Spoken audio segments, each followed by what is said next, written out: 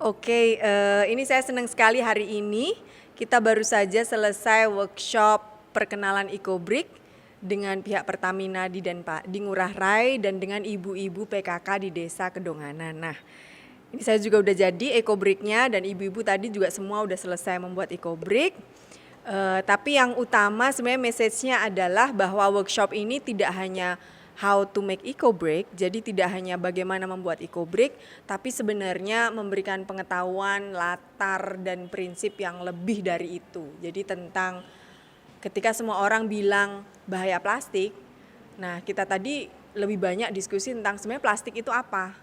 Secara pribadi, apa aja kita pakai plastiknya itu, plastik kita pergi kemana dan plastik kita berakhir di mana. Nah, ini critical thinking atau ecological consciousness atau kesadaran ekologi ini yang menurut kita penting sebagai dasar untuk kemudian mencari solusi yang paling pas. Jadi ketika saya masih pakai plastik, setelah saya selesai, perginya dia kemana dan berakhirnya di mana dan apa impact-nya sebenarnya dimanapun dalam perjalanannya. So tadi kita belajar banyak dan dari situ EcoBrick ini menurut kami dari Global EcoBrick Alliance kita very confident that this is the solution of plastic transition atau solusi bertransisi plastik. Artinya saat ini dunia kita, hidup kita masih cukup penuh dengan plastik karena memang memberi banyak manfaat dan fungsi. Masih belum bisa 100% benar-benar tidak bisa bebas karena memang ada banyak sisi manfaatnya.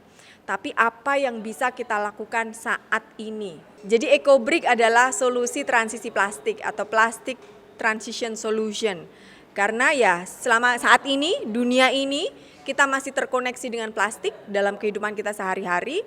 Jadi berecobrick bukan hanya how to, tetapi mengerti betul dan berusaha untuk menyadari tentang konsumsi kita, berusaha untuk mengurangi plastik dalam arti sangat sadar menggunakannya, kemudian mencari alternatif pengganti yaitu yang lebih organik.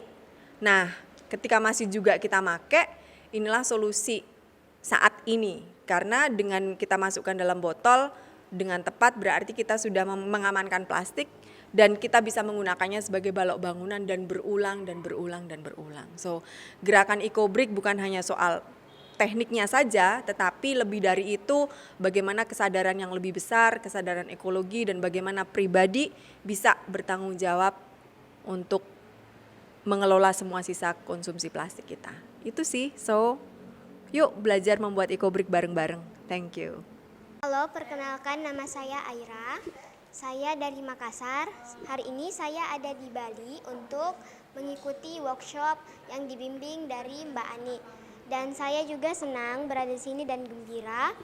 Dan saya bisa bertemu dengan Russell dan Mbak Ani secara langsung. Idaman saya bertemu Mbak Ani dan Russell. Dan hari ini idaman saya tercapai.